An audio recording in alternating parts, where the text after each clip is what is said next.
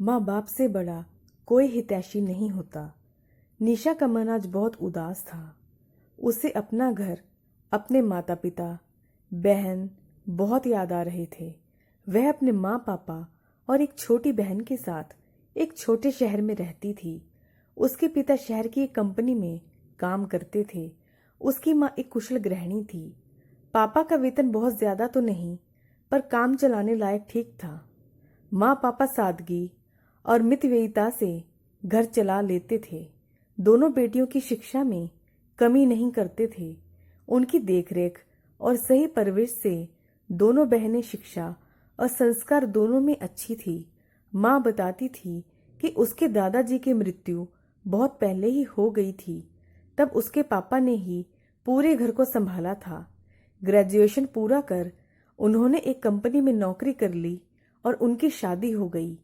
माँ ने हर कदम पर उनका पूरा साथ दिया। जब तक दादी जीवित रही, दादी की देखभाल, बुआ की शादी और उन दो बहनों के पालन के साथ साथ चाचा की इंजीनियरिंग की पढ़ाई भी पूरी करवाई। चाचा को मुंबई की एक अच्छी कंपनी में नौकरी मिल गई। अच्छे घर में शादी हो गई। एक लड़का और एक लड़की, दो बच्चे हुए और वे मुंबई में ही बस गए। जब भी मिलने आते, चाची और उनके दोनों बच्चे अपनी और वहां की जिंदगी के बारे बहुत बढ़ा चढ़ाकर बातें करते और अपने रहन सहन, तड़क भड़क का दिखावा करते।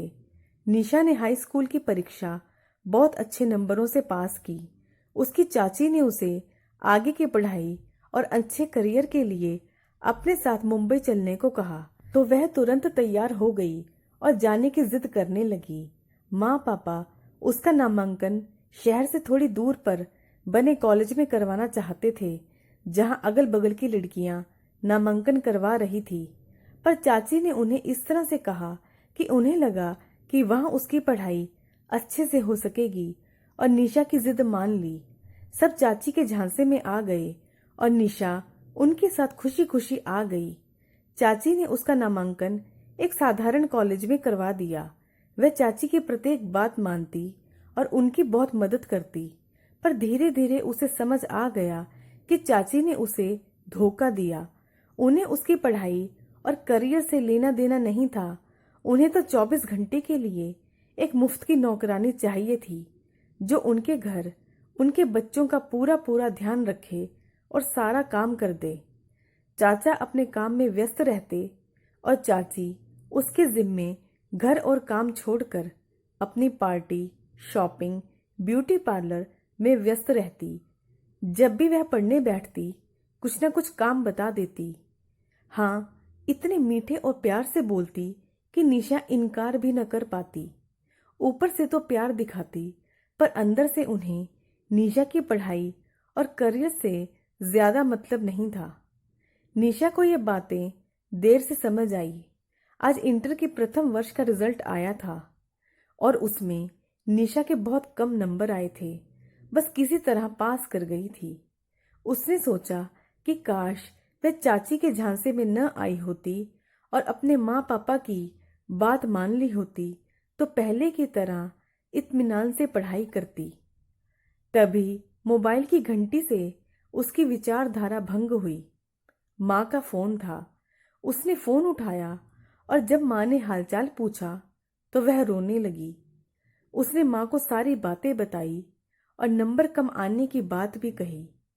माँ ने ध्यान से सारी बातें सुनी और कहा, मैं सब समझ गई। कोई हताश होने की बात नहीं है। घबराओ मत। जो हो गया उसे छोड़ो, आगे की सोचो। तुम अपनी पढ़ाई पर ध्यान दो। अपनी पढ़ाई छोड़कर काम मत करो। मना कर दो। मैं चाची से बात करूंगी। पढ़ाई बीच में तो छोड़ नहीं सकती। किसी तरह यह इंटर की पढ़ाई पूरी कर लो, फिर हम तुम्हें वापस बुला लेंगे। आगे की पढ़ाई तुम यहाँ से करना या फिर किसी अच्छी जगह से हॉस्टल में रहकर कर लेना। हम तुम्हारी पढ़ाई में कमी नहीं आने देंगे। तुम ठीक कहती हो माँ। माँ की बात से निशा को हिम्मत मिली। अच्छा लगा। मैं अच्छी तरह समझ गई कि माता पिता से बढ़कर संतान का कोई हितैषी नहीं होता। किसी के झांसे में नहीं आना चाहिए।